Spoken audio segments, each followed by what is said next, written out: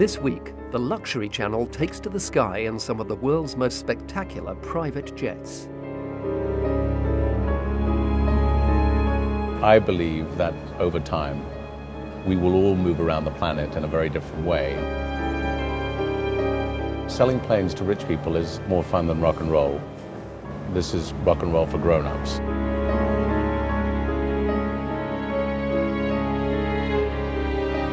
I love flying in these planes. We're flying 27, 28,000 feet. It's landing on shorter runways. It's using less fuel. It's cost effective. And it's a pleasure. It's just great fun.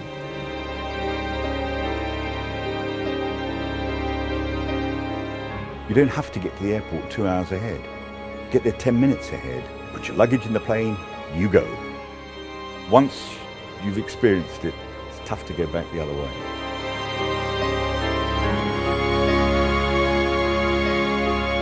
In this program, we take a look at some of the flying machines which carry the wealthiest people on the planet between their transcontinental engagements.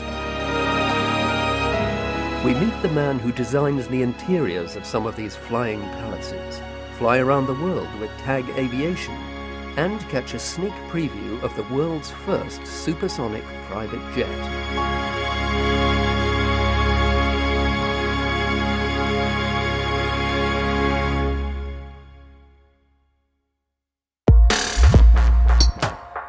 For the last 5 years, the private jet business has been steadily on the rise.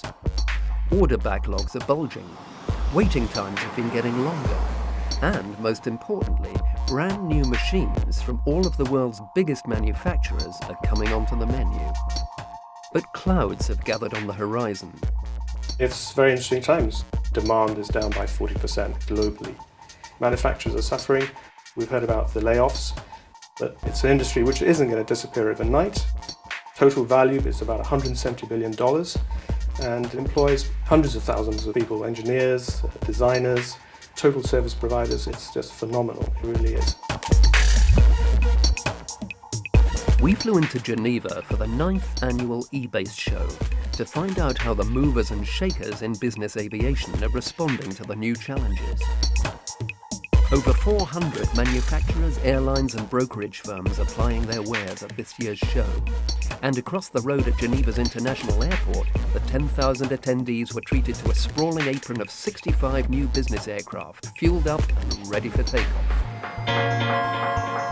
eBase is a chance for a potential owner or an existing owner to see the whole range of aircraft that are available.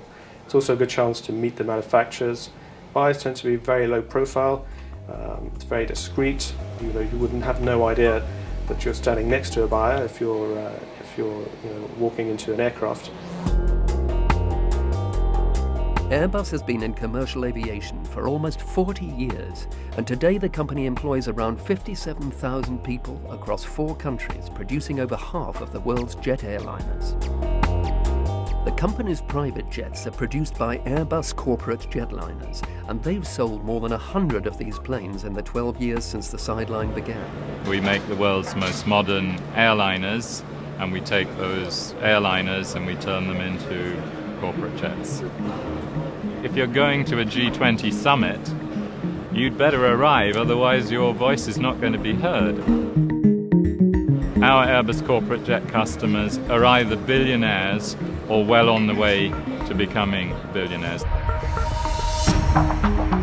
Naturally, the sort of person who forks out millions of pounds for an aeroplane is liable to be a little fussy, and Chief Cabin Attendant Urs Schenk has seen it all. I'm an old fox into this business, as you can see, and I have grey hair sometimes also because of this business. You need to have some life experience because you have sometimes very special passengers you would never find somewhere else. So people, they never flew with a regular airline, they know only private aircrafts. We are not allowed to give you names, but we fly presidents, we fly royals, and we fly rich families. There are many, many stories. I was planned to have 12 children. Only children. I organized everything with balloons. I had only comics. I had Big Macs catered and all for kids. And then I got 12 African presidents, you know.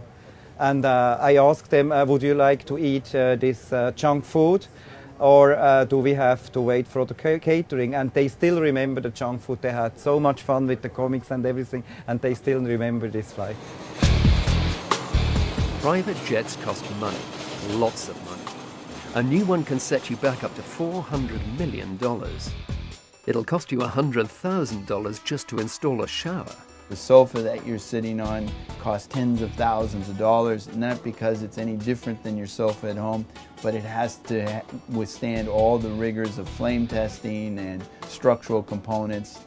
An airplane, as you know, flies, and so there is a great deal of business related to the safety of it. So how do these jet setters justify such extravagance? The first guy that showed up with an automobile was a fat cat. Well, no, he was more efficient, he could cover more territory and do more sales. At the top of a multinational company, the chief executive may be getting paid $15 million a year, and it doesn't make sense for that guy to spend hours sitting around an airport. While it's certainly true that owning your own jet is largely the preserve of the mega rich, enjoying the benefits of business aviation is becoming ever more affordable.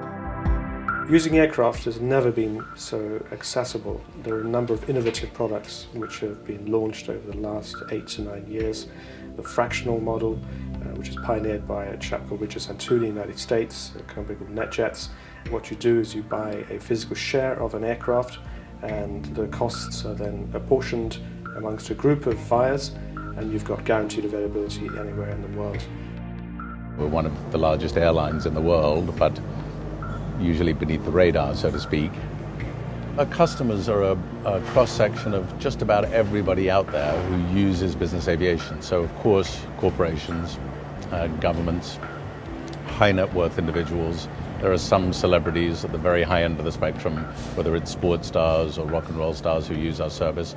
But for the most part, it's just people whose time is very important and who want to save money versus the cost of buying their own aircraft.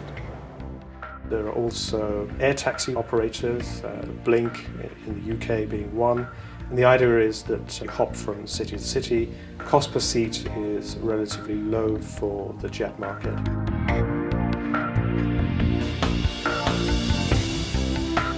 My business partner and I started this about 3 years ago when we were doing our MBAs in the United States, and we saw the power of the very light jets as a disruptive technology that's got the power to change how people travel. And so we said, you know what, there's got to be an opportunity here.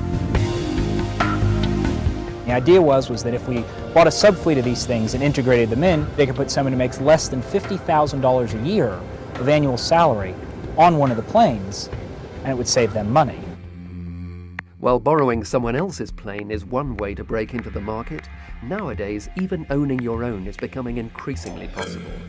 Honda is possibly more famous for ferrying people about on the road than in the sky, but for $3.5 million they'll sell you one of these, a brand new Honda jet.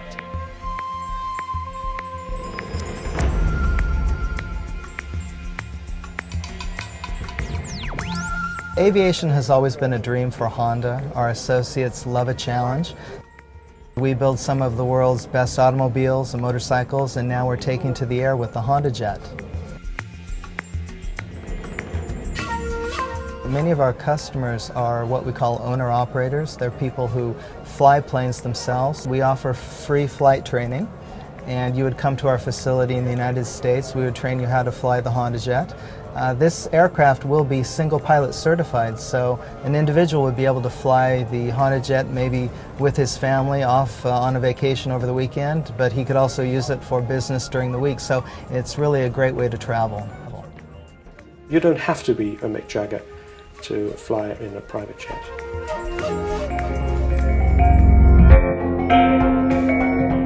Traditionally, the so-called Big Five in business jet production has been made up of Cessna, Dassault, Gulfstream, Bombardier, who build the Gates Learjet, and Hawker Beechcraft.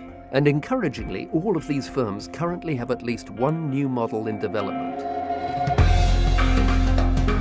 However, Brazilian-based Embraer is rapidly turning the Big Five into a Big Six by adding to their portfolio with this, the 36-metre Lineage 1000, Embraer's largest jet to date. Welcome on board the Lineage 1000 from Embraer. It's a pleasure to have you on board. This is the basically the place where we prepare the meat and the meals and the drinks. The area where we are here right now is an area for the crew where they can rest, they can sit and rest and then go back for their duties later on. This area here is for the passengers where they stay, they have dinner or lunch, they can watch movies. This is the place where people can rest. They can, some aircraft, not this one, not the specific one, have a bed here, a king-size bed. And they can even have a shower here when the aircraft is fitted with the equipment, which is not the case for that airplane. You can get this plane for $43 million, so it's 4,500 nautical mile airplane for 19 people and lots of room. The convenience that a business jet provides is unparalleled. You cannot visit the same amount of places in a given time frame using commercial transport than you can do with a business jet. With a 25% share in the traditional market for business jets, American-based Gulfstream Aerospace, part of the General Dynamics Group, are the lords of the top end. Gulfstream builds these aircraft and sells them. The first Gulfstream, the G1, was the first purpose-built business aircraft, a mobile office, a time-saving machine that enables you to work comfortably, but to travel safely, reliably, dependably around the world. Can you imagine not having a cell phone or a BlackBerry in today's environment? For the business person doing business internationally, this is actually a distinct advantage over the guy that's got to fly commercial. The Gulfstream G550, the aircraft that we're currently sitting in, is our top-of-the-line aircraft. The air in this cabin is recycled every 90 seconds. You can use your laptop at 50,000 feet in most places around the world, same speed as you do in your home office. We don't have a show special here, but if you've got $52 million, we'll talk turkey with you right now. Coming up in part 2, we meet a designer of private jet interiors and take a look at the fastest business jet in history.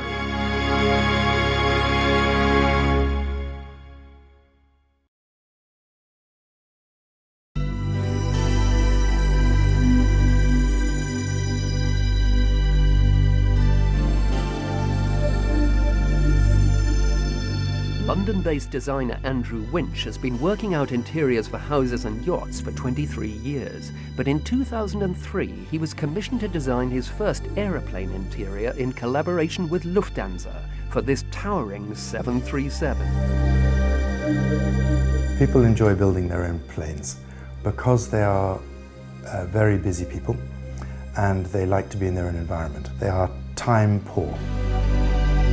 We went to visit Andrew at his studio on the edge of the Thames in Barnes, which he had converted from a fire station in 1987. After 23 years of working as a designer, we built this business up, my wife and I and my colleagues here now, my 4 other directors. We've got 35 people here. We're all designers, we're all in the design industry, all of us. And we're all in the business of delivering a successful product.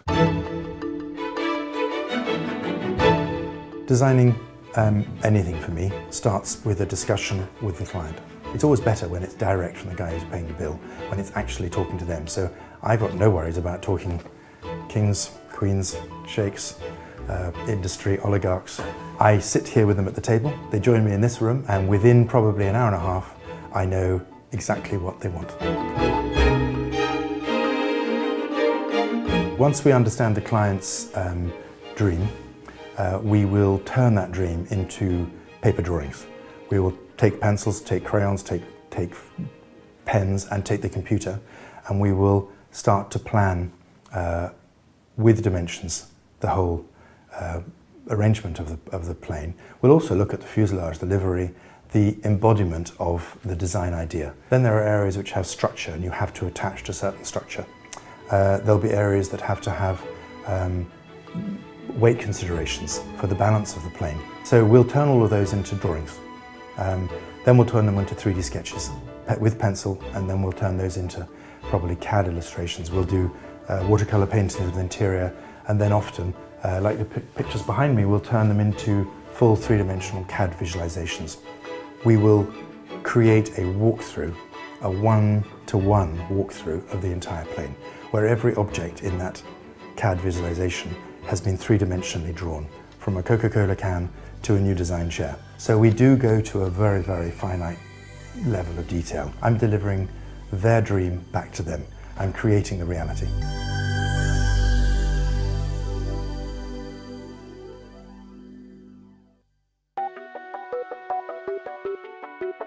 At 80 years old, and with a multitude of business jets, fighter aircraft, rockets, and even conceptual spaceships under its belt, France's own Dassault Aviation have made aviation technology a way of life. It's close to a century history, so to make it short is difficult. You know, the company was founded by a genius engineer, an entrepreneur, Mr. Marcel Dassault, and who started to make himself known in aviation at the very beginning of aviation by creating a propeller that was used on the first fighters during the First World War, on the Spats, which dramatically increased the efficiency of these first fighter jets. Altogether, the company produced over 7,000 fighter jets, which is quite considerable for a European manufacturer.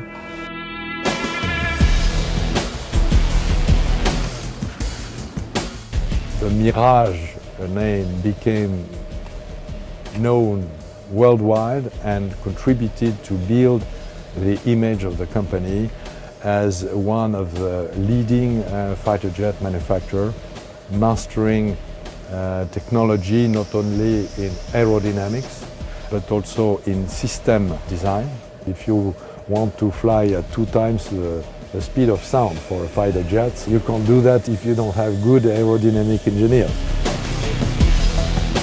Dassault's 23.5-metre Falcon 7X is the first business jet to make full use of the groundbreaking fly-by-wire technology. Here, redundant computer systems are installed between the pilot and the aeroplane's mechanical surfaces. So if he makes a mistake, his own plane will set him right. We have to be competitive. These jets are expensive. In the States, they have a say, the National Business Aircraft Association, no plane, no gain. So really a business jet is a profit machine.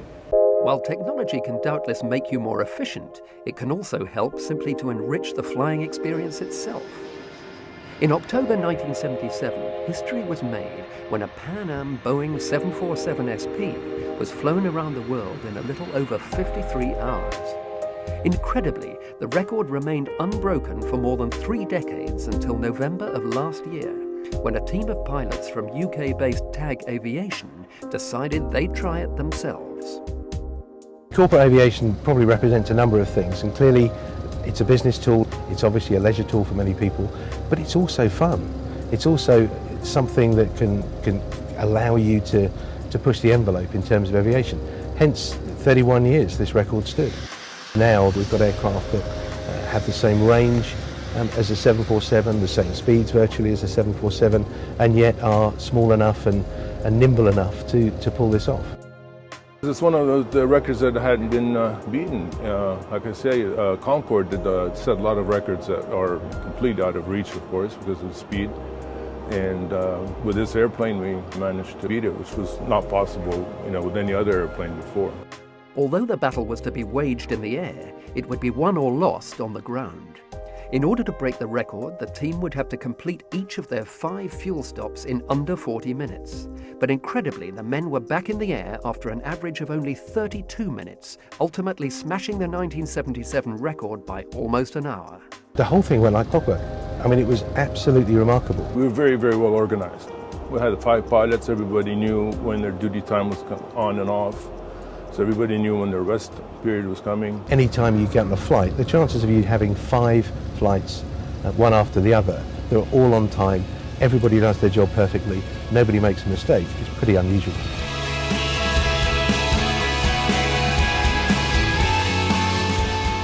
The highlight for us really was bringing it back. I mean, clearly the pilots and the crew had been on the aircraft for 52 hours. We were able to have a party. All the family were there as the aircraft taxied in. We had our fire trucks created an arch for the aircraft to taxi through. I mean, I dream about it all the time. I still find myself once in a while dreaming that, oh, I still have that record to beat, and I wake up and say, no, I've done it. Yeah, so it really is a dream come true.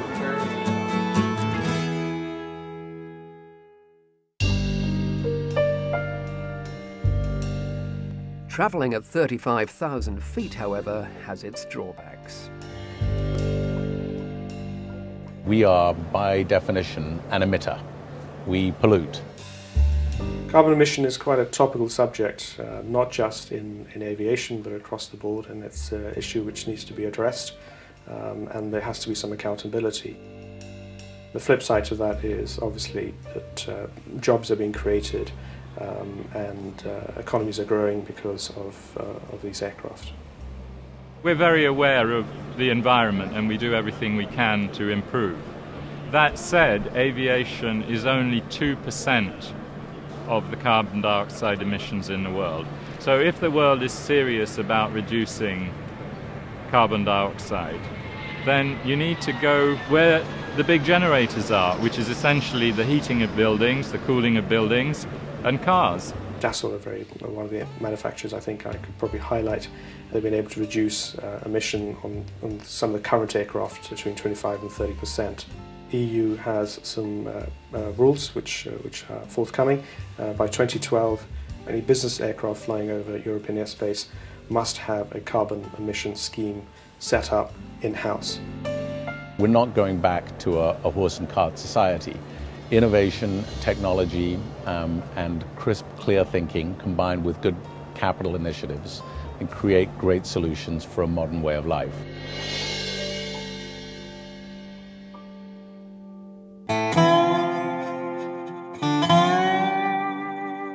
In 1911, a farmer from rural Kansas by the name of Clyde Cessna began building small aeroplanes out of wood and fabric and testing them on the vast salt flats of Oklahoma.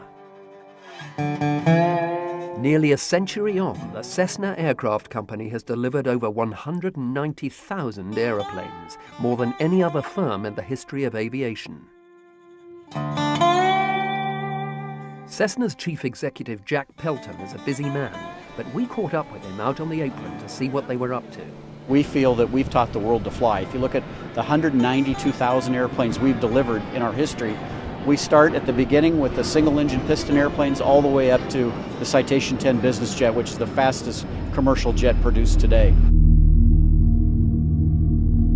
The quality of the product itself, what we're getting is for the price point, you're getting more features and more benefits, longer range, better speeds, better fuel efficiencies. Over the last 30 years, jet engines have become far more efficient than they were years ago, and each year they continue to get better. So the economics are coming down as the technology comes up.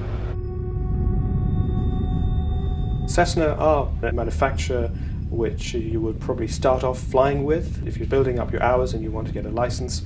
And Cessna's argument is that once they've got you, they want to trade you up from a propeller to a jet. The idea is that they want to keep you in the family, and they've got the range of aircraft to do that. Cessna's Citation 10 business jet is the world's fastest civilian aircraft, promising to take you from New York to Los Angeles in under 4 hours. The aircraft we're sitting in right now is our Citation 10. It's the flagship of our fleet, our largest aircraft. It travels at 0.92 Mach. The Citation jet range is the sort of Mercedes-Benz of the skies. It's very reliable, very efficient. You could go anywhere in the world and you'll be able to get an aircraft service very, very quickly. This aircraft in the current block that we're selling is approximately $21 million. The only way to go faster is to join the Air Force and fly fighters. You'd have to say then that if time is money, then there's no other plane worth considering. Or is there? This is the world's first supersonic private jet. The American firm who've designed it say that when you receive your plane in late 2015, it'll get you from New York to Tokyo in 9.5 hours, and that includes a 1-hour fuel stop. Provided you've got $90 million, of course. We're going to change jet travel with speed. As we all know, the Concorde was a beautiful airplane. It was, of course, no longer available. But the Concorde had certain problems that weren't so obvious in its beauty, and it was good for supersonic travel, but it was very expensive. It burned a lot of fuel for its size, and it could not travel below the speed of sound very efficiently, and it was very poor in terms of airport performance, landing and takeoff. So we have addressed all of those problems, as we are equivalent to a subsonic business jet, except that we can also go twice as fast when you need to over long distances. But in 5 years' time, will anybody be around to buy this incredible machine?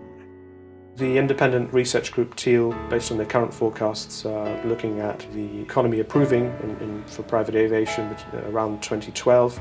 I expect this forecast is pretty accurate. Of course, we're in a recession, which is likely to last the next couple of years. A lot of companies are adjusting their balance sheets, and I think we're getting used to a brand new landscape. And once companies are beginning to realize that they need to plan for the next step forward, we'll see the forecasts actually materialize.